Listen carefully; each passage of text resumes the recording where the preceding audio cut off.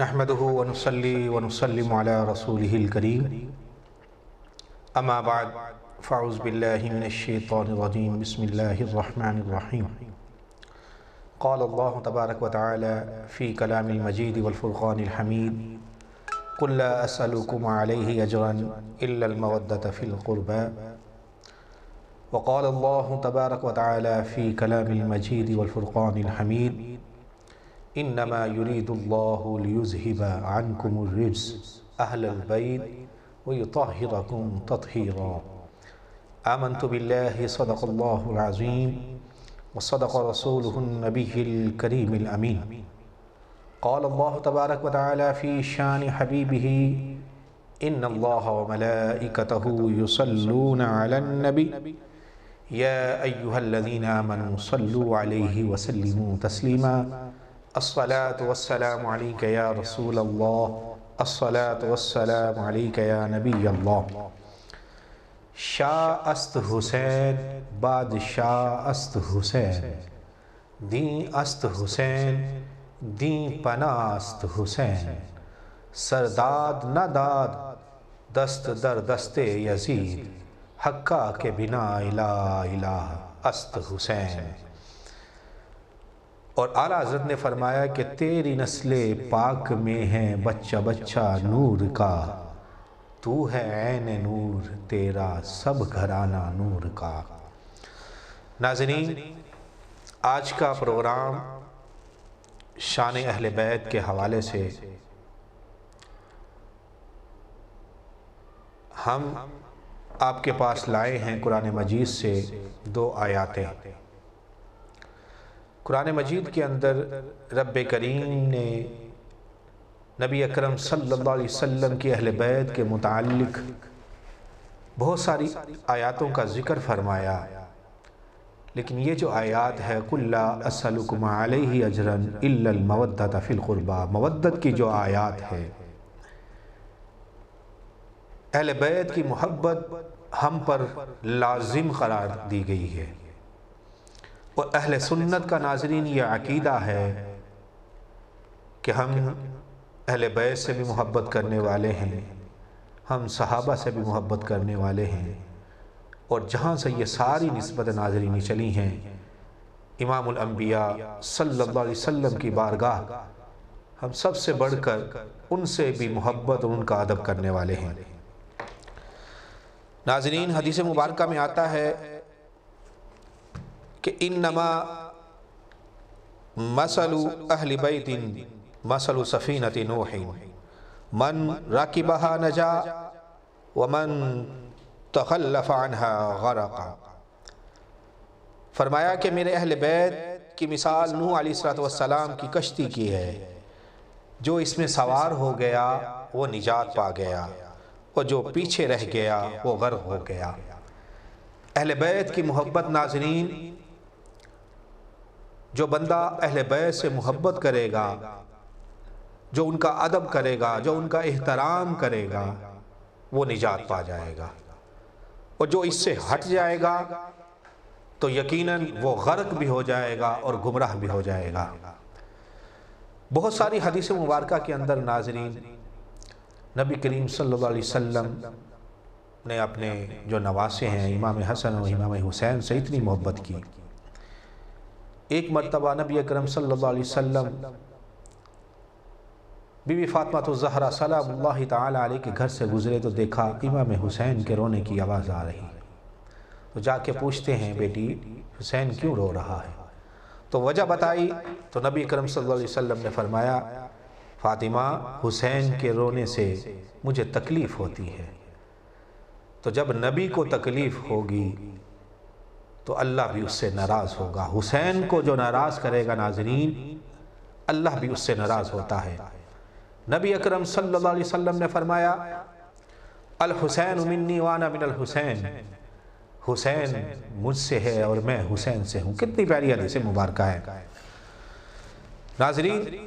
آج اس توسط چینل کے توسط سے میں آپ کو یہ بات بتاتا چلوں کہ الحمدللہ میں کوئی فرقہ واریت والی بات نہیں کر رہا، کہ اہل سنت دنیا کی واحد جماعت ہے کہ جو صحابہ کا بھی ادب کرتے ہیں، جو اہل بیت کا بھی ادب کرتے ہیں، اللہ کے نیک بندوں کا بھی ادب کرتے ہیں، تو اگر ہم کہیں کہ کافروں کے سامنے کسی جماعت کو رکھا جائے تو ہم صرف اپنی مثال دیتے ہیں، دے سکتے ہیں، کیونکہ ہمارے اندر الحمدللہ سب سے زیادہ ادب کرنے والے ہیں۔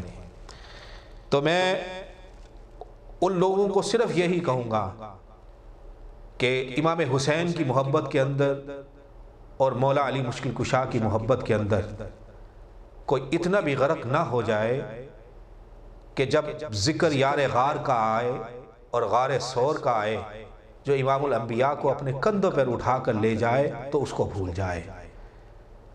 جب ذکر شجاعت کا آئے، نبی اکرم صلی اللہ علیہ وسلم کے سامنے اپنا تن من دھن جسم سامنے کھڑا کر دے، حضرت عمر فاروق کا ذکر آئے تو اس کو بھی نہ بھولے، اور جب سخاوت کا ذکر آئے، میرے مولا عثمان غنی کا ذکر آئے تو اس کو بھی نہ بھولے۔ تو سنی جو ہے تو جب ذکر حسین آتا ہے تو سنی ذکر حسین بھی کرتا ہے، تو سنی کے سامنے جب مولا علی مشکل کشا کا ذکر ہوتا ہے تو وہ مولا علی مشکل کشا کا بھی ذکر کرتا ہے، سنی کے سامنے جب چار یار کا ذکر آتا ہے تو سنی وہ چار یار کا بھی ذکر کرتا ہے۔ تو ناظرین، یہ جو معاملات محرم الحرام میں چل رہے ہیں، جو معاملات ان دنوں کے اندر ہم اپنی روایات کو برقرار رکھتے ہوئے فرقہ واریت کی طرف چل رہے ہیں، ہم صرف یہی کہیں گے کہ جب صحابہ کا بھی ذکر آئے تو ان کا بھی ذکر کیا جائے، جب اہل بیت کا ذکر آئے تو ان سے بڑھ کر، بلکہ جس کا بھی ذکر آئے، چاروں یاروں کا بھی ذکر آئے، اہل بیت کا بھی ذکر آئے، سنی کا طرز عمل یہی ہے۔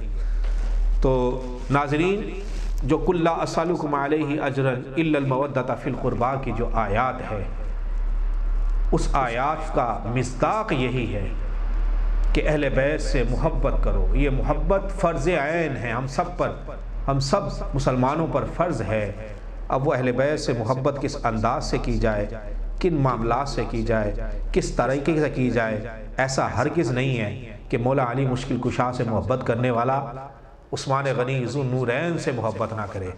اب دیکھیں، مولا علی مشکل کشا کی جو زوجہ ہے بی بی فاطمہ الزہرا سلام اللہ تعالی علیہ، حضرت عثمان غنی رضی اللہ تعالیٰ عنہ کی زوجہ بھی امام الانبیاء کی 2 صاحبزادی ہیں۔ تو آج کل کے دور کے اندر وہ مولا علی مشکل کشا کی زوجہ کا تو ذکر کرتے ہیں، لیکن حضرت عثمان غنی رضی اللہ تعالیٰ عنہ کی زوجہ کا ذکر ہرگز نہیں کرتے۔ تو میں یہی کہوں گا کہ یہ اہل بیت کے ادب، عزت و احترام یا معاملات کے اندر جو لوگ بغض کے اندر یہ کر رہے ہیں، ہم تو صرف ان کو یہی کہیں گے۔ ایسے لوگ بھی ناظرین موجود ہیں، میں آپ کے توسط سے یہ کہنا چاہتا ہوں کہ بہت سارے لوگ کہتے ہیں جی وہ پینٹ ٹائی والا بندہ وہ داڑھی رکھ کے یزید کو رضی اللہ تعالیٰ عنہ کہتا ہے، تو وہ سننے میں آتا ہے کہ کبھی اس نے 100 لوگوں کو مسلمان کر لیا، 200 لوگوں کو مسلمان کر لیا، لیکن اس کا مشن کیا ہے؟ یزید کو رضی اللہ تعالیٰ عنہ۔ تو ہم صرف اتنا ہی کہیں گے کہ جو بندہ یزید کو رضی اللہ تعالیٰ عنہ کہے، اس کی شان بیان کرے، ہم تو صرف یہی کہیں گے آؤ ناظرین عہد کرتے ہیں، جو لوگ اس طرح کے خیالات رکھتے ہیں، ہم صرف یہ دعا کرتے ہیں ناظرین، آپ بھی مل کر دعا کریں، میں بھی یہ مل کر دعا کروں کہ ان لوگوں کا خاتمہ یزید کے ساتھ ہو، ہمارا خاتمہ امام حسین کے غلاموں میں شامل ہو۔ تو ہماری یہ دعا ہے، مولا ہمیں امام حسین کے غلاموں میں شامل کر۔ تو ناظرین، آج کا موضوع اہل بیت کی شان کے حوالے سے ہے۔ اللہ کریم ہمیں اہل بیت کی شان صحیح انداز میں بیان کرنے کی توفیق عطا فرمائے۔ ناظرین، بات یہ ہے، اہل بیت کی جو معاملات، جو واقعات ہمارے سامنے آئے ہیں، امام علی مقام امام حسین نے جمعہ کے اندر ایک خطبے میں ارشاد فرمایا کہ مجھ جیسا جو علی کا بیٹا ہو حسین، وہ تجھ جیسے یزید کو ووٹ دے یا تجھ جیسے یزید کی بیعت کرے۔ بہت بڑا جملہ ہے ناظرین۔ بات لوگ یہ کہتے ہیں کہ یہ صرف دو شہزادوں کی جنگ تھی یا معاملات کی جنگ تھی، وہ اصل حقیقت کربلا کی جنگ کو انہوں نے پہچانا ہی نہیں ہے ناظرین، انہوں نے دیکھا ہی نہیں ہے کہ کربلا کی جنگ کے اندر کیا معاملات تھے۔ ناظرین، ہمیں یہ سوچنا چاہیے کہ ان واقعات سے، اہل بیت کے ان تمام واقعات سے ہم نے سیکھا کیا ہے۔ اس پوائنٹ کے اندر میں نے قرآن مجید کی ایک خاص آیت تلاوت فرمائی کہ انما یرید اللہ لیذھب عنکم الرجس اہل البیت ویطہرکم تطہیرا۔ یہ آیت تطہیر نبی اکرم صلی اللہ علیہ وسلم کی ازواج مطہرات پر اور اہل بیت کے تطہیر پر یہ آیت مبارکہ نازل ہوئی۔ تو میں اس کے اندر ضرور روشنی ڈالوں گا کہ آیت تطہیر جو اتری تھی، اس کا مفہوم، اس کا معنی، اس کے معاملات کیا تھے۔ تو حضرت عبداللہ ابن عباس رضی اللہ تعالیٰ عنہ فرماتے ہیں کہ حضرت نوح اور حضرت ادریس علیہ السلام، یہ دو قومیں تھیں۔ ان دو قوموں کے اندر ایک قوم جو ہے پہاڑ کے اندر رہتی تھی اور ایک قوم جو ہے وہ زمین کے اندر رہتی تھی۔ ناظرین، اس آیات کا پہلے ہم سیاق و سباق سن لیں کہ اس کی پچھلی آیات میں جائیں تو پچھلی آیات کے اندر وَقَرْنَ فِي بُيُوتِكُنَّ، نبی کریم صلی اللہ علیہ وسلم کی جو ازواج مطہرات ہیں، ہماری مائیں ہیں، رب کریم نے انہیں حکم دیا کہ تم اپنے گھروں میں ٹھہرے رہو، اور ٹھہرے رہنے کے بعد پھر حکم ہوا تو اس طرح معاملات نہ کرو جس طرح سابقہ قومیں کرتی تھیں، ان کی عورتیں کرتی تھیں۔ یہ سیاق و سباق ہے۔ تو جب ان کی قومیں کرتی تھیں تو یہ اسی کی شان کے اندر جب یہ آیات نازل ہوئی تو اسی کو کھولنے کے لیے یہ بتایا گیا کہ دو قومیں تھیں، ایک پہاڑ کے اندر رہتی تھی، ایک زمین کے اندر۔ جو پہاڑ والی قومیں تھیں اس کے مرد خوبصورت تھے، عورتیں سیاہ فام تھیں، اور جو زمین والی قوم تھی اس کی عورتیں خوبصورت تھی تو مرد اپوزٹ تھے۔ تو جب یہ ہوا تو شیطان ان قوموں کے اندر ناظرین نازل ہوا، ان قوموں کے اندر شیطان نازل ہوا تو اس نے کیا کیا، بانسری لی اور بانسری بجانا شروع کی۔ ایک جگہ بانسری بجانا شروع کی تو لوگ اکٹھے ہونا شروع ہو گئے، پھر وہ دوسری جگہ گیا بانسری بجانا شروع کی تو لوگ وہاں بھی اکٹھے ہونا شروع ہو گئے۔ اچھا، اس نے درمیان کے اندر بانسری بجانا شروع کی۔ اب اوپر والے لوگ نیچے نہیں آتے تھے، نیچے والے لوگ اوپر نہیں جاتے تھے، ان کو معاملات کا پتہ نہیں تھا، ان مردوں کا کلر کیسا ہے، عورتوں کا کلر کیسا ہے۔ اس شیطان نے کیا کیا، درمیان میں بانسری بجائی تو دونوں قوموں کو اکٹھا کیا۔ جب دونوں قوموں نے اکٹھے ہوئے تو اس طرف سے مرد خوبصورت سے، اس طرف سے عورتیں خوبصورت سی، تو یہ شیطان کی چال تھی۔ تو جب یہ شیطان کی چال تھی تو جب سب اکٹھے ہوئے تو دونوں اختلاط ہو گیا اور ملنا شروع ہو گئے، تو ایک دوسرے سے وہ معاملات کرنے لگے۔ تو فرمایا وَلَا تَبَرَّجْنَ تَبَرُّجَ الْجَاهِلِيَّةِ الْأُولَىٰ، جس طرح جاہلیت کے پہلے لوگ ایک دوسرے میں فحاشی پھیلاتے تھے، ملتے تھے، اس طرح حکم آیا کہ اس طرح نہ کہو۔ پھر فرمایا انما یرید اللہ لیذھب عنکم الرجس اہل البیت ویطہرکم تطہیرا۔ پھر یہ نبی کریم صلی اللہ علیہ وسلم کی بارے میں تطہیر آیات اتری اور رب نے نبی کریم صلی اللہ علیہ وسلم کی ازواج سے کو جو ہے نا پاک بھی کیا، اہل بیت کو پاک بھی کیا۔ تو ناظرین، اس سے ہمیں سبق کیا ملتا ہے؟ ہم واقعات تو ضرور سنتے ہیں، دیکھتے ضرور ہیں، لیکن سیرت اہل بیت پر عمل نہیں کرتے۔ سیرت فاطمہ الزہرا سلام اللہ تعالی علیہ پر ہم عمل نہیں کرتے۔ آج کل کے حالات اس قدر بگڑ چکے ہیں کہ پردے کے اوپر ہماری مائیں بہنیں گھروں کے اندر بیٹھ کر ٹک ٹاکر پر بغیر پردے کے اپنے آپ کو پوری دنیا کے اندر ظاہر کر رہے ہیں۔ اس کی وجہ اور ریزن یہ ہے کہ صرف ہم نے ان واقعات کو سنا ہے، اس سے سبق حاصل نہیں کیا۔ تو ناظرین یہ بہت بڑی بات ہے کہ جو معاملات ان محرموں کے دنوں کے اندر آتے ہیں، ہم نے دیکھا ہماری مائیں بہنیں بیٹیاں جلوس کے اندر بغیر دوپٹوں کے جاتے ہیں، بغیر معاملات کے جاتے ہیں، بغیر دوسری چیزوں کے جاتے ہیں، یہاں تک کہ ناظرین میں آپ کے بتاتا چلوں کہ یزید نے جو کارنامے کیے، ان کے چیلوں نے جو کارنامے کیے، کہ یزید نے کارنامے کیے کہ واقعہ کربلا کے بعد ناظرین انہوں نے جو وہاں کے لگے ہوئے تھے کیمپ ان کو جلایا۔ آج ہمارے دور میں اندر کیا ہو رہا ہے کہ ہم اپنے آپ کو ننگا کر کے پیٹ رہے ہیں۔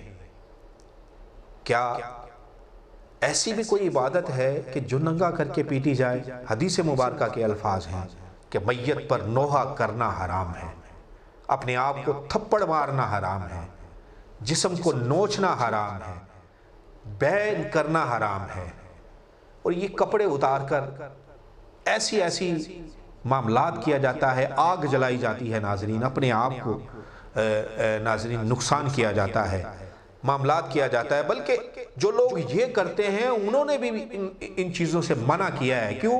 وجہ کیا ہے؟ اس کی وجہ یہ ہے کہ یزید نے یہ معاملات کیے، آگ جلائی، سارا کچھ کیا، تم جو ہے یزید کی پیروکاری کرتے ہو۔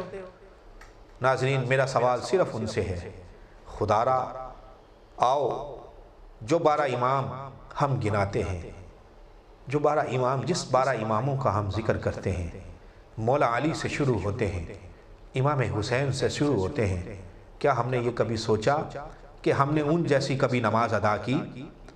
کیا ہم نے ان جیسی کبھی امام زین العابدین سلام اللہ تعالی علیہ، آپ کا نام علی تھا لیکن زین العابدین نام کیوں پڑا؟ اس کی وجہ یہ ہے کہ آپ ساری رات عبادت کرتے تھے، ساری رات معاملات کرتے تھے، تو ان عبادات کی وجہ سے انہیں زین العابدین کہا گیا۔ تو ناظرین ہم نے کبھی سوچا جو کردار امام علی مقام امام حسین ہمیں دے کے گئے ہیں، کیا ہم نے ان کردار اور سیرت پر ناظرین عمل کیا ہے؟ آج کل ہم یزید کے پیروکار تو بنتے جا رہے ہیں، کیا ہم امام حسین کے غلاموں میں کبھی شامل ہوئے ہیں؟ اس کو سوچنا ناظرین، ضرور سوچنا۔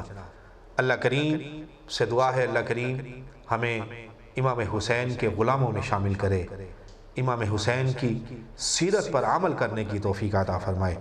وما علیہ الا البلاغ۔